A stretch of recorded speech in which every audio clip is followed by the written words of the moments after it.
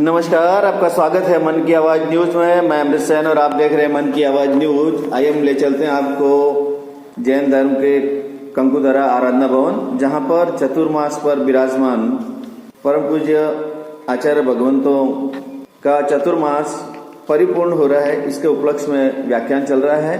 गुरु भगवंतों ने किस तरह से मंडार संघ के साथ में यहाँ जो चतुर्मास बिताया उसके बारे में बताया, अपने अनुभव भी बताए, ज्ञान की जो बातें की वो रोज करते ही हैं, और किस तरह से चतुर्मास पूर्ण होने पर आप हरी सब्जी या जो बंधन था उसको कैसे तोड़ सकते हैं और किस तरह से खा सकते हैं उसके बारे में बताया, और अपना अनुभव साझा किया कि हमको यहाँ पर कैसा लगा और आपके जैन समाज मंडार संघ के साथ में किस तरह से व्यवहार रहा।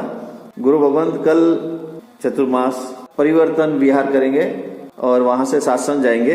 चतुर्मास पूर्ण माना जाएगा। आइए सुनाते हैं गुरु भगवंतों की वाणी, उनके शुभाशीष के साथ में किस तरह से जैन धर्मावलंबी सुन रहे हैं, जिसमें महिलाएं पुरुष सभी शामिल हैं। बने रहे हमारे साथ में। ऐसी सामाजिक सरोकार और जनता के हित की खबरों के लिए हमारे चैनल को सब्सक्राइब करें, लाइक करें, शेयर करें और कमेंट बॉक्स में कमेंट करना ना भूलें कि हमारे वीडियो कैसे लगते हैं। बहुत बहुत धन्यवाद। અમને ખ્યાલ છે એવા પ્રકારના કોઈ શબ્દો કોઈ પહેલે ધર્મના કોઈ પણ ભાગ્યશાળી માટે અમારા મોઢામાંથી નીકળી ગયા હોય તો અથવા તો બીજા કોઈ પણ કારણસર અમારા વાણી વ્યવહાર કે વર્તનના કારણે સ્ત્રી સંઘના કોઈ પણ વ્યક્તિનો અમારા કારણે જીવન જીવવાનું હોય કે સ્ત્રી સંઘની કોઈ પણ વ્યક્તિની અમારા દ્વારા અસાધના થઈ હોય તો અમે ખાસ અમારા સાધુ સાધ્વી બધા તરફથી આજે સ્ત્રી સંઘ પાસે ચાતુર્માસિક અને અત્યાર સુધીમાં જે ચાતુર્માસની કેટલીક સગવડ કેટલીક નિયમાવલીના કારણે જે અત્યાર સુધી ભાજીપાલો વગેરે બંધ એ ભાજીપાલા વગેરે પણ આવતીકાલે શરૂઆત થશે. સુકોમેવા વગેરે બંધ હતું, એ સુકોમેવા વગેરેની શરૂઆત પણ આવતીકાલે શરૂઆત થશે. આવતીકાલે એની પણ શરૂઆત થશે. અને જે ટુકડી મીઠાઈ વગેરેનો કાળ એ અત્યાર સુધી માત્ર 15 દિવસનો જ હતો, એ હવે આવતીકાલથી 1 મહિનાના કાળની શરૂઆત થશે. પાણીના જે અત્યાર સુધીમાં 2 કાળ હતા, બે કાળ હતા, એ 2 કાળ પણ હવે આવતીકાલથી 2 કાળ નથી, એક જ કાળ છે. એક જ અત્યાર સુધીમાં આપણે સવારે ઉકાળેલું પાણી 3 પ્રહરથી વધારે ચાલતું નહોતું. હવે પછીનું પાણી એ આવતીકાલથી ઉકાળેલું પાણી એ 4 પ્રહર સુધી ચાલશે. 4 પ્રહર સુધી ચાલશે એટલે પાણીના પણ જે 2 કાળ હતા એ આવતીકાલથી પાણીના પણ 2 કાળ નથી.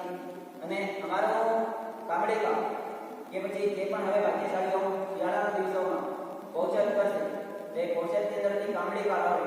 એ કામડી કાળ અત્યાર સુધીમાં જે 6 ઘડીનો કામડી કાળ હતો, હવે આવતીકાલથી 6 ઘડીની જગ્યાએ 4 ઘડીનો કામડી કાળ જવાનું. અને સૌથી મહત્વની વાત, આ ચોમાસા દરમિયાન એટલે કે અષાઢ સુદ 14 થી માંડીને હમણાં કારતક સુદ 14 સુધીમાં જે આપણી પાલિતાણાની યાત્રા બંધ હતી, એ હવે આવતીકાલથી પાલિતાણાની યાત્રાની શરૂઆત થશે. અને આવતીકાલથી અમારા બધા મહાત્માઓના વિહારની પણ શરૂઆત થશે. ત્યાર સુધીમાં વિહાર વગેરે પણ બંધ હતા, વિહાર પણ બંધ હતા, આવતીકાલથી વિહારની પણ શરૂઆત થશે. એટલે આ રીતે આપણું ચાતુર્માસ કે કોઈ ભાગ્યશાળી ઈચ્છા થઈ જાય તો ચોમાસાની અંદર ઈચ્છા આપી શકાતી નથી. આવતીકાલથી ઈચ્છાનો પણ પ્રારંભ થશે.